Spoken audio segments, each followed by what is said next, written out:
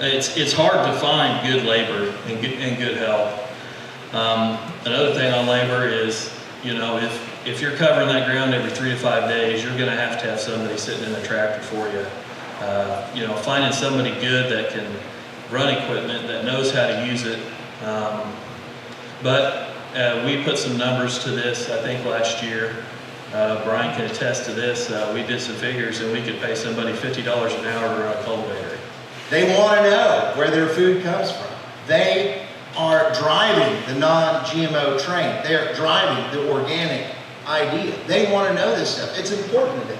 And you're not going to be able to ignore it. There's a huge segment of the population. And this is one of the things that the VISPS program does really, really well. They are looking forward to the future and looking at these consumer demands that are starting to gain traction and gaining traction right now. Organic, natural, non-GMO, and they're driving these products and your production to this future consumer. I want to say that this market is just growing tremendously. In 1997, there was $3.4 billion of organic food sold in the United States. In 2017, there was $45 billion of organic food sales in the United States. So, that's just tremendous growth opportunities, and it's still growing. To meet our demand right now in the United States, we need 600,000 more organic acres harvested. I get a lot of questions, well, is this peaking out? When everybody gets in, is the market going to go away? Well, we're having to rely on imports right now, which to help meet that demand, and there's huge concerns, fraud, and rightfully so. That's one of the big benefits to the VISPS program is on the tracking and traceability. Our new policy for this year at Majestic Mill, we will not be buying any non-GMO grain that is not verified by third party. The broiler business is really taking off. It's taken off in Texas, Nebraska, and Oklahoma, and now is set for a major expansion in southwest Missouri and north Arkansas.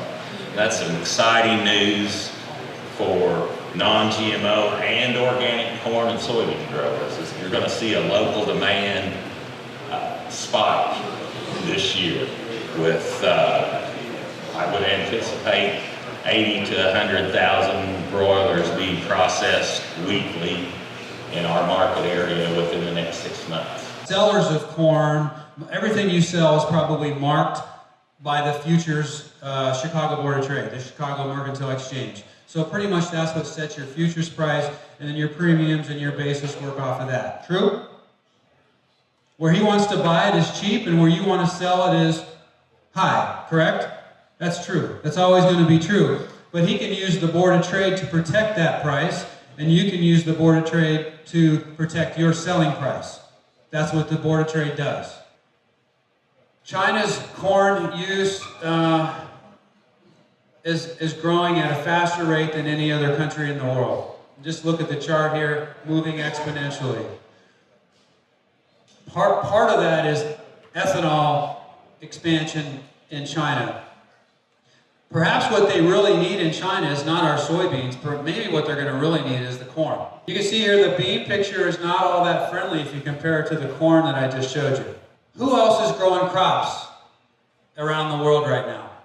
Very little is where I was headed with that. Thank you. Very little. If you think about the southern hemisphere and the populations in the southern hemisphere, relative to the northern hemisphere, those are drastically different, aren't they? And so the stock market is beginning to rally here, and it's probably going to continue to rally because bad news might actually be good news. What happens if the dollar falls? All things being equal, your products become what? Cheaper to our foreign buyers. Our results improve as data inputs meet extremes. So if my commercial money flow indicator says it's time to sell or buy, my daily chart says it's time to sell or buy, the crop cycle time of year is correct. What's one thing that would matter to you if those are all saying yes, yes, yes? Price, right? Price has got to make sense too. And so if the price is profitable to you or profitable to hedge as the buyer, then we think that that makes a big difference. So some of the basic ownership rights that we enjoy, basically peaceable possession of your land. You get the right to enjoy it. You get the right to deplete it if you want to, mine it. You get to do what you want.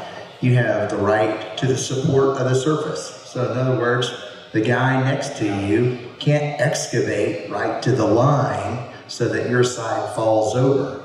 You have the right to subsurface support. Somebody can't tunnel underneath you so that the surface falls down. You also have the right to prevent people from interfering with the use of that airspace. And that's where this notion of drift comes along, right?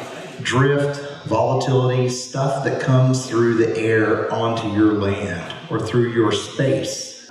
Bad odors, loud noise, smoke. Drift, pesticide drift, regardless of what it may be, falls within this category. Now, I want to qualify this discussion a little bit. The law and the remedies that are available to you will differ by state. Not every state is going to recognize pesticide drift as a nuisance, but it may recognize negligence, or it may recognize trespass. We've never seen the amount of dicamba getting ready to be applied, and has been applied, ever. Granted, dicamba has been around for a very long time. It's been used successfully for a very long time, but not at these levels, not on this number of acres. And I think it's been fairly well documented at this point. It will move. It will move even when the applicator does every single thing right. That's one of the reasons causation is so difficult. Do you always see the application being made? Matter of fact, do you see it even the majority of the time? Do you even know what's going on? Do you know what's being applied? If something happens, call your extension agent. Get some help identifying the symptomology. Call the Department of Ag. They've got to come out. Let them do their investigation. Get a hold of a crop consultant.